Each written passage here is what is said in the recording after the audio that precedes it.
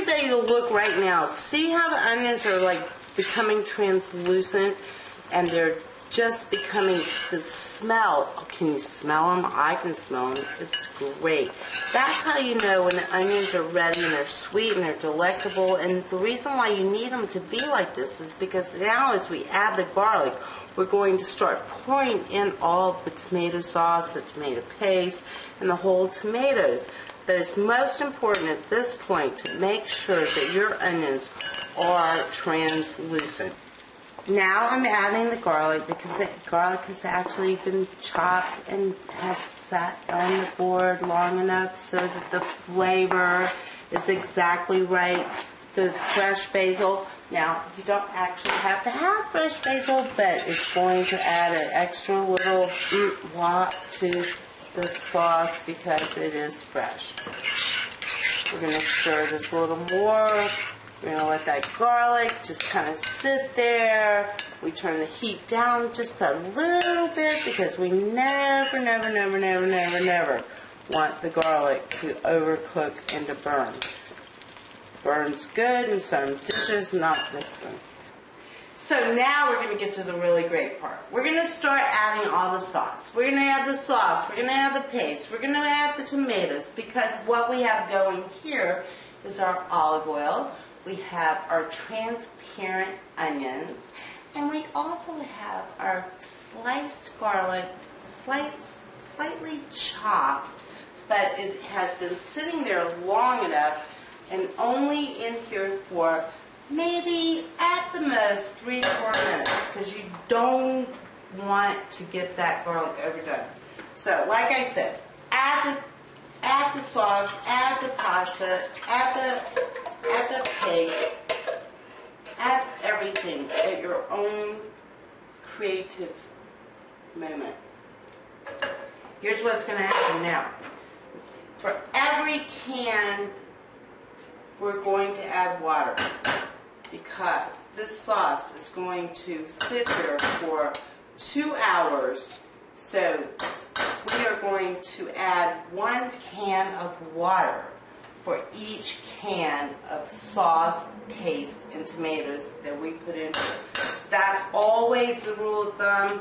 Never forget it because that's how you come out with a delectable sauce. It has to cook. It has to have time.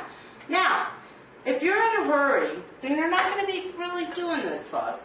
You're going to take whole tomatoes, you're going to take some onions, you're going to take some garlic, you're going to take some green pepper, you're going to throw them in a frying pan with some olive oil, put the top on it, and voila, in 10 minutes you're going to have a sauce. This is to die for. You will love it, you will have it, make more than you can eat, freeze it, keep it, take it to your office. Everybody will love you for it.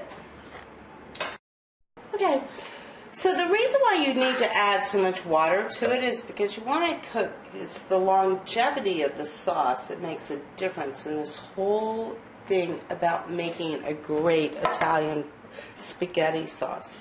Because you want it to be able to cook and cook and cook, so the onions and the garlic and all of the everything becomes blended and united to the point where you just need time. And like I said, if you don't have time, then you can do it in a matter of seconds. But this is the Sicilian sauce that I grew up with, and believe me, when you mangia, you will be so happy. So at this point, everything's blended, and what we're going to do now is spice it up, or should I say herb it up. So you can't add too many herbs. It's oregano. The fresh basil is already in there because we wanted that to unite with the onions and the garlic from before. I would say a good tablespoon of oregano. Fresh pepper. Go for it. Do that. Now here's what I like. This is my kick. And my aunt never did this, but maybe she did on occasion. But I've taken the liberty at this point to add just a teeny bit of cayenne to give it a little kick. Now, there you go. Little salt, sea salt, this salt, that salt, it doesn't really matter. And you know, sometimes they put a little soy sauce in. Now here's what you need to do for any time you ever cook tomatoes whatsoever. You have to balance the acidity. Tomatoes are so acidic, you have to either use white sugar, which I don't ever hardly in my whole entire life use white sugar at all. Honey is my preference, but today I have agave. It works. Just put some in there. Now, all we're going to do now is blend the sauce, put the top on it, and put the timer on. Now, for the first hour, stir it once.